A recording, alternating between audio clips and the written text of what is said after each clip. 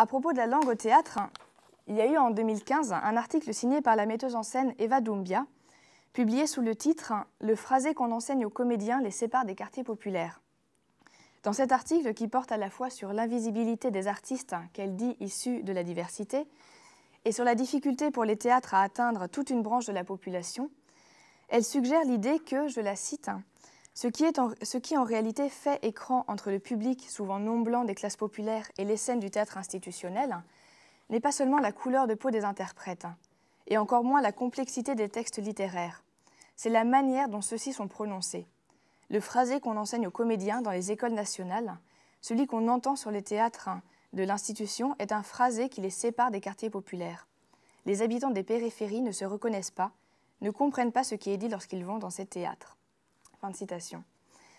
Elle fait là une remarque très intéressante, je trouve, sur le langage et sur l'adresse, c'est-à-dire aussi à qui s'adressent ces spectacles et quelle subjectivation est en jeu.